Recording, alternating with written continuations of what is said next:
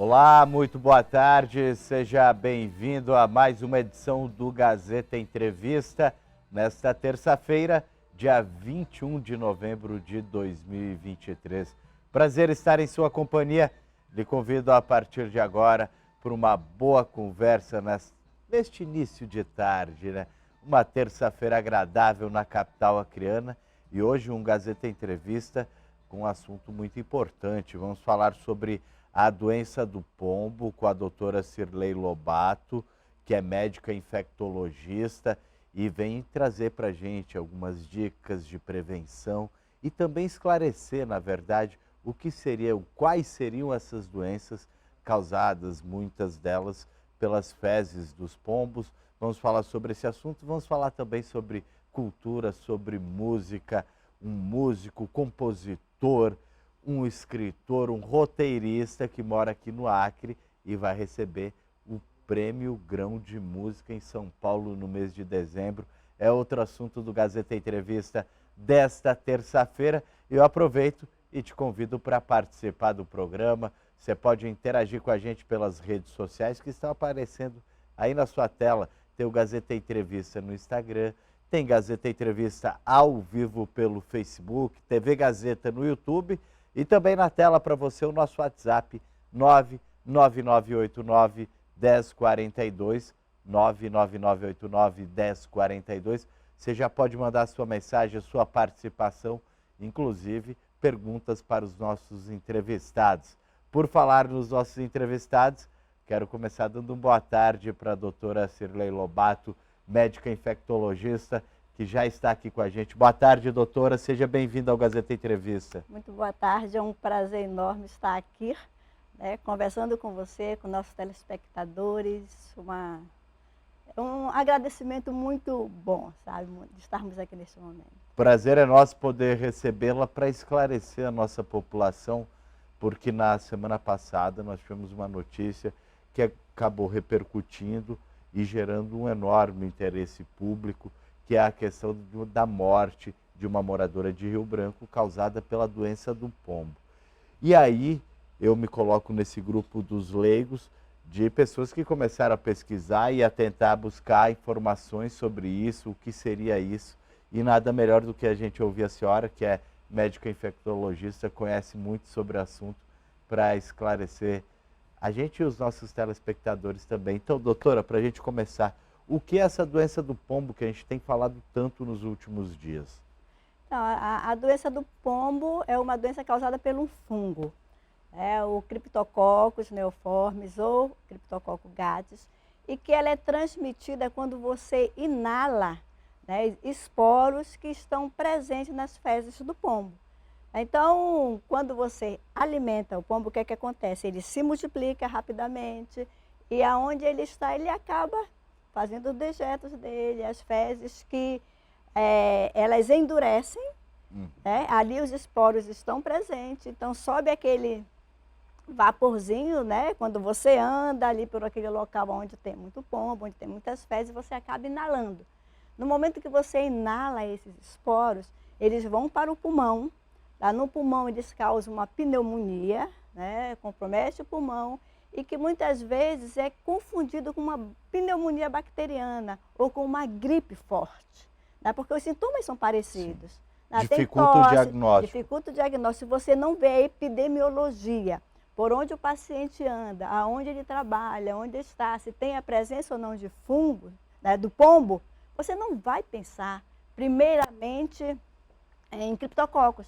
Você vai pensar numa gripe, pode até pensar em Covid, né? Porque os sintomas iniciais são parecidos, esse processo gripal. Mas o que é que acontece? O paciente pode ser tratado com antibiótico, pode ser tratado com sintomáticos, porém ele não melhora. Né? Ele continua com aquela dor no peito, com tosse, aquela febre baixa, que também confunde com o passar dos dias, 1, 2 semanas. Aí você, pode ser uma tuberculose.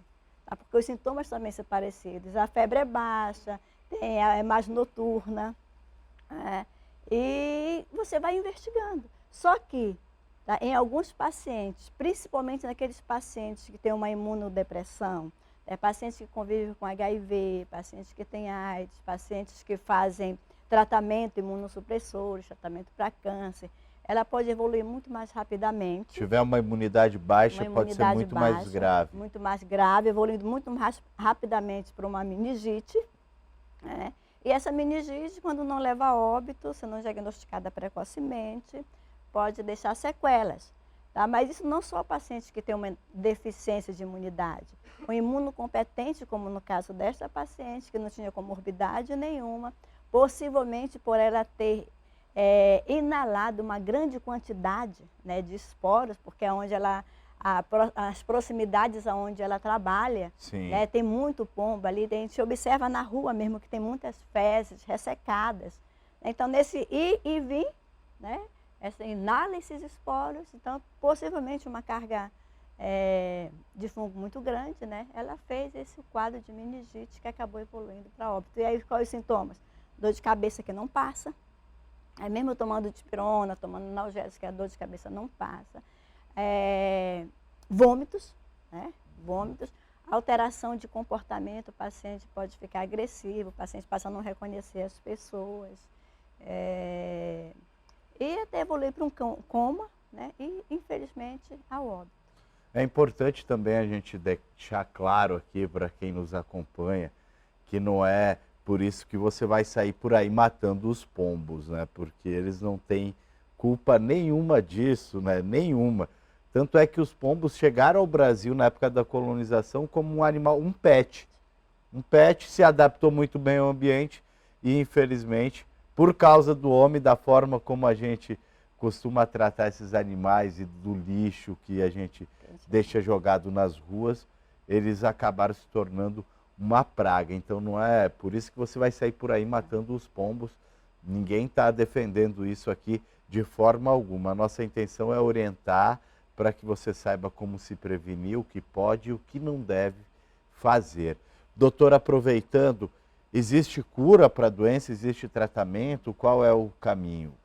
É uma coisa assim muito interessante. Existe sim um tratamento, tratamento específico, que são antifúngicos que nós utilizamos. Tem tanto por via oral, como endovenoso, nos quadros mais graves. Mas uma coisa que você colocou aí, que realmente é muito importante, os pombos têm uma história. Né? Chegou aqui realmente na década, no século XVI, né? Junto com imigrantes, com os portugueses, né? Com os europeus. E eles foram utilizados, tem o trabalho dele, tem a importância dele na natureza. Tá? Quando eles estão no habitat deles, tá? Se alimentando de forma adequada, que é sementes, tá? No momento que eles fazem a dejeção deles, que eles estão levando essas sementes a se reproduzir, a crescer novas árvores. Então ele tem um papel dele. Porém, nós, os homens, da forma como nós chamamos, bichinho, coitadinho, né? Vou dar uma comidinha aqui, e acabamos mudando o hábito deles. Então, quando a comida está fácil, eu vou querer ir embora. Eu não vou. Aí, no momento que você alimenta de forma errada esses pombos, eles se multiplicam muito mais, tá?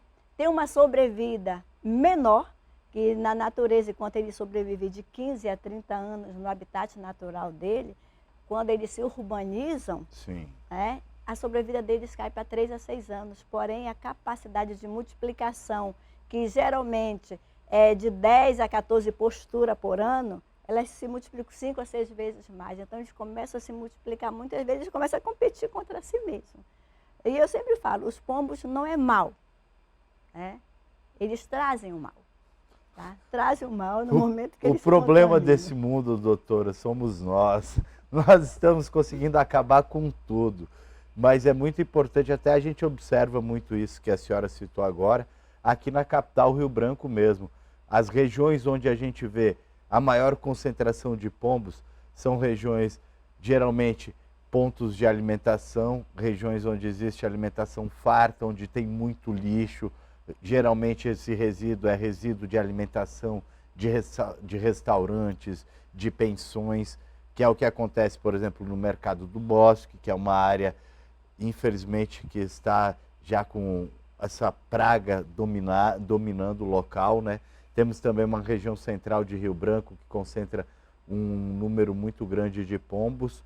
por causa dessa questão da sujeira, né, doutora? Sim. E é isso que, porque ele começou a se adaptar de uma forma tão fantástica que ele come no lixo, ele ama a comida de cachorro, a comida de gato. Então, se tem exposto, a gente está ali comendo a ração.